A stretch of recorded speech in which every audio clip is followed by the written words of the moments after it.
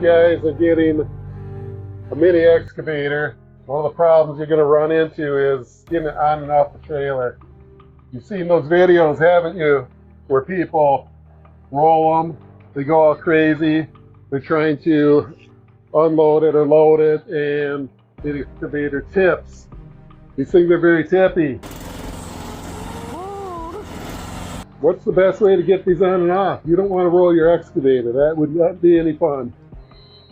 These rollover protection roofs, I don't think they're going to stop you if it rolls over on you. Yeah. These excavators are really cool. They're really fun. You can get them for a pretty cheap price comparably. If you were to buy a name brand one, it's going to cost a lot of money. But along with that comes some downsides. There's not really enough width, length, bottom weight, so they're tipsy. So if you get yours at an auction, you might get lucky and they're gonna load it with a forklift, and that saves you having to bring it up the ramps while you're there. In fact, they'll probably require that to happen because they're not gonna want you fiddling around with it in their yard. But just gotta watch the tongue weight, because if you got fenders on your trailer, they're gonna put it pretty high. Okay, now once you get home, now comes the fun part, or not so much fun. So there are a couple ways to do this. One of the ways is back it off. If you're gonna do this route, you're going to wanna put that boom way out front, get the bucket extended. You want that counterweight way out front. Now the problem with doing it this way is if you roll, there's nothing stopping you. Here you go. Get lined up. Go for it. As you can see, this time it's working pretty good. Alright, once you're down, you're on safe ground. Just don't go down any ditches or anything. Okay, another method is you go face forward. The benefit to doing it this way is you have your boom out in front of you, and you're going to want to lower it down so that as you tip forward, the excavator rides on the bucket, and that theoretically keeps it from rolling.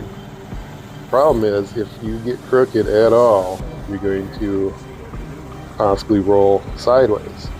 And it's pretty much guaranteeing that you are going to tip, because now all your weight is downhill and it's going to lean forward. There we go. See how that bucket's riding on the ground? Worked really smooth this time. All it takes is once though to roll it, and you won't be happy. Alright, going up it. Going up, you can go forward. Same thing, put the boom and the bucket way, way, way out there in front of you. Get that counterbalance in front of you. Here we go. Here's the scary part. Maybe another alternative to doing what we're seeing here is get the body swung around so the blade is behind it, and then you can kind of drag the blade on the ramps, and that might stop it from leaning back. If this thing's going to tip backwards, there's nothing you can do about it. Here we go.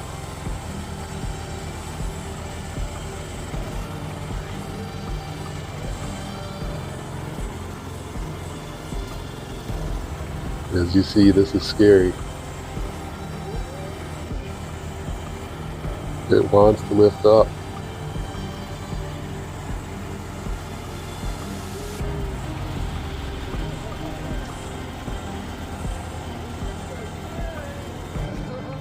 Yep.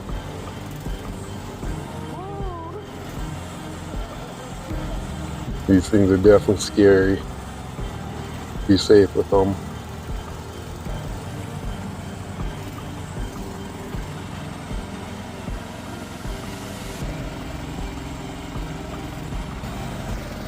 Alright, then here's another variation of going down backwards. with the boom out in front. And this time what we're doing is we're actually putting weight in the bucket. This winch we have on here probably weighs about 60 plus pounds. When it's extended way out in front like that, should be plenty of counterweight. But once again, now we're backing off the trailer. That's the scary part. So we thought this would do it. We hooked that winch onto one of the teeth of the bucket. Doesn't go quite as good as we planned though. Check it out.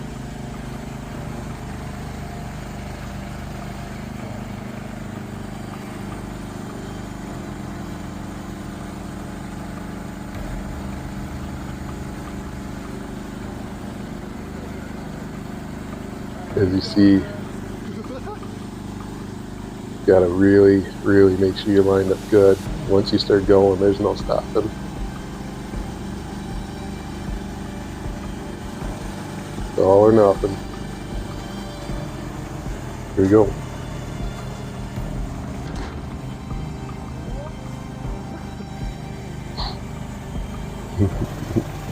Another variation we haven't tried here is going backwards up the ramp.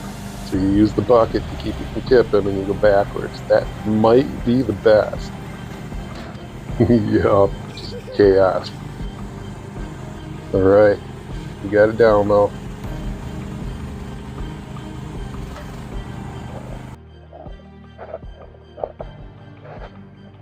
So as you see, we got a pretty tall trailer here.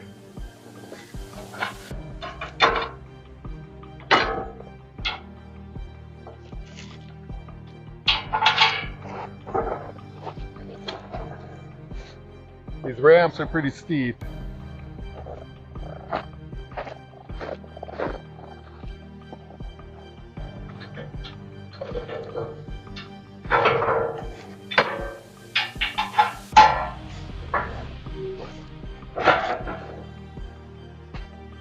Okay, so one thing you're going to want to make sure you do is put the ramps as far in as they're going to go, because the tracks on the excavator are really skinny. Get in as far as they go. And then what I think we need to do with this trailer is we need to find a way to extend the ramps, make them so they're not so steep. Like if we can get a wedge off the end of them, make them about 2 feet longer. I think that's all we would need to make it so it's not such a steep slope. If your trailer's just a little shorter, you might be in luck, but we're pretty steep here. Normally it's not a problem, but with those mini excavators, it gets kind of scary. As you go down the ramp, you're going to want to line it up perfectly and make sure that you're straight, because once you start going, that's it. You're just going. You can't stop it. You can't change it once you're going down. Kind of like pushing a car. Some of those cars over there, we had to push off the trailer.